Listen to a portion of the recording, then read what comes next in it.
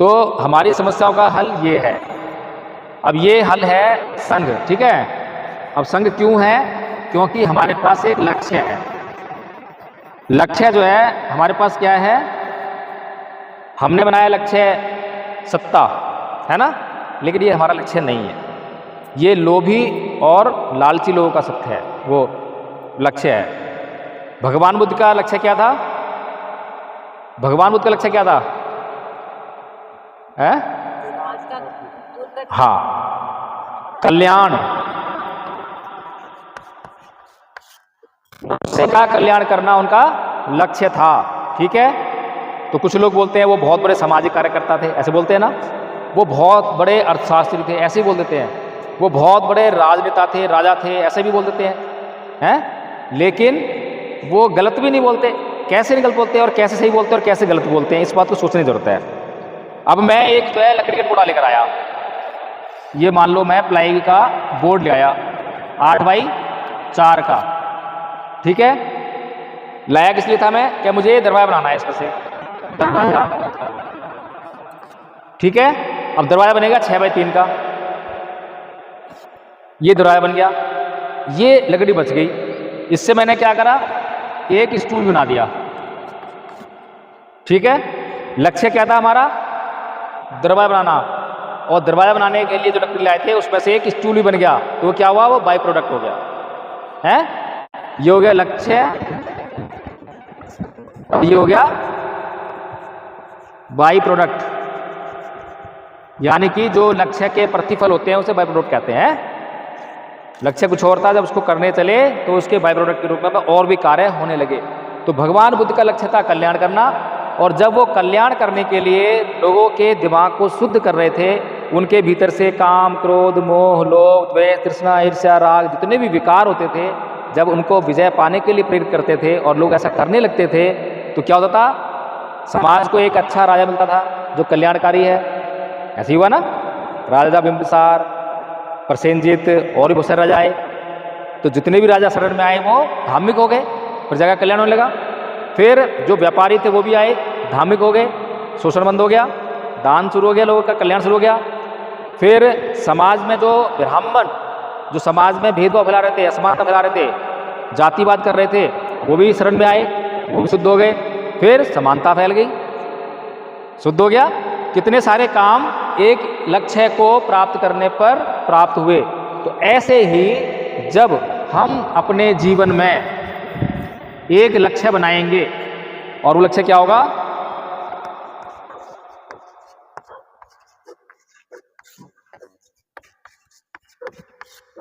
ये लक्ष्य बनाया हमने, तो इसके प्रतिफल क्या क्या होंगे? हैं?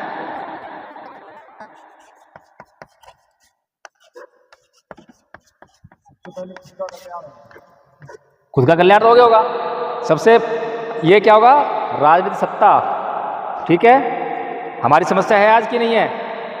समस्या है, सत्ता से बाहर है तो अत्याचार सहन कर रहे हैं, दुनिया भर टैक्स लगे हुए हैं। अभी भी टोल टैक्स देना लग गया है कि उस पूर्वांचल हाईवे पे जो है 554 रुपये का टैक्स देकर आए हैं, 654 रुपये का। बताइए कोई तो क्या मतलब टैक्स लेने की जो है? जो सरकार का काम है हर बात पर टैक्स ले जा रही है। तो ये जब सत्ता आएगी तो हमारी समस्याओं का हल हो जाएगा। और बाबा साहब ने भी कहा है ना कि राज सत्ता आपकी सभी समस्याओं का हल है ना। लेकिन यहाँ से होगा, सीधे यहीं पे पहुँचने से नहीं होगा। और हमारे राजनेता या हमारे जो बुद्धिजीवी वर्ग जो वेंटिलेटर पे, वो क्या कर रहा है? सीधे यहीं शुरुआत कर रहा है। कर रहा नहीं कर रहा?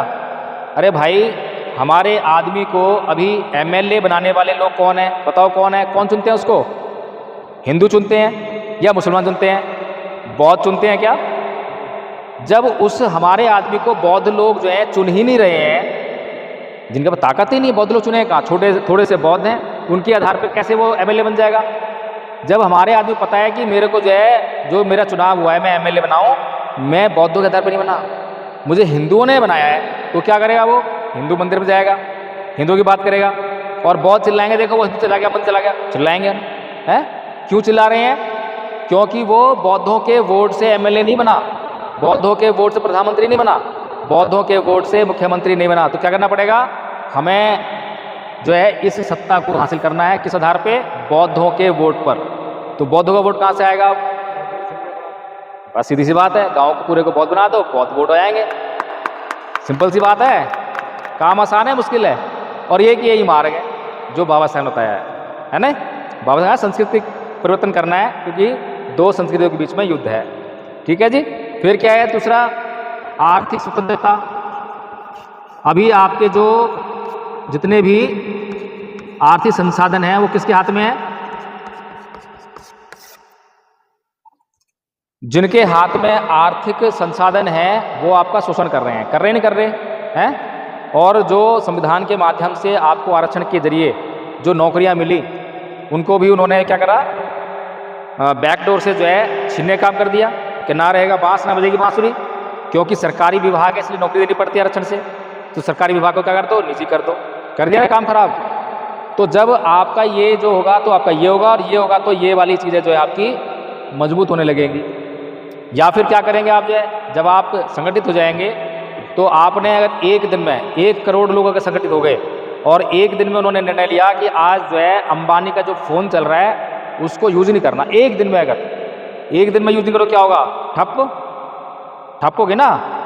तो ऐसे ही जब हम किसी को ठप कर सकते हैं तो अपने जो है खड़े भी कर सकते हैं। हमारे जो है व्यापार उद्योग धंधे सब कुछ चलने लग जाएंगे। कैसे चलेंगे? यहाँ चलेंगे।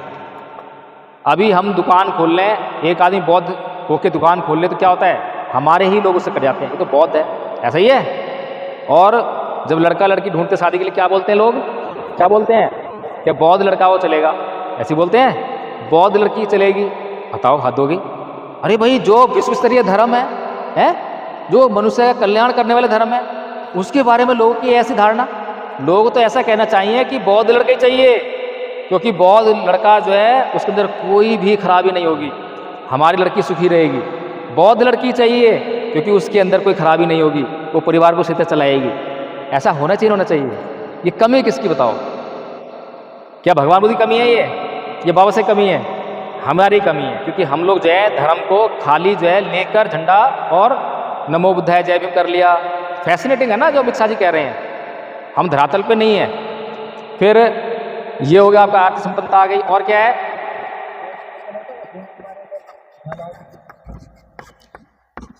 सामाजिक समानता। सामाजिक जो असमानता है, सामाजिक भेदभाव है, ये भी हमारे लिए समस्या कारण बना हुआ है ना, है समस्या कारण है हमारे लिए। तो ये भी आपकी जो है खत्म हो जाएगी जब बौद्ध हो जाएंगे भारत में लोग जो हैं, तो ये खत्म। कौन किसका, कौन छोटा कौन बड़ा, खत्म सब कुछ है। तो आपकी सभी समस्याओं का हल क्या है?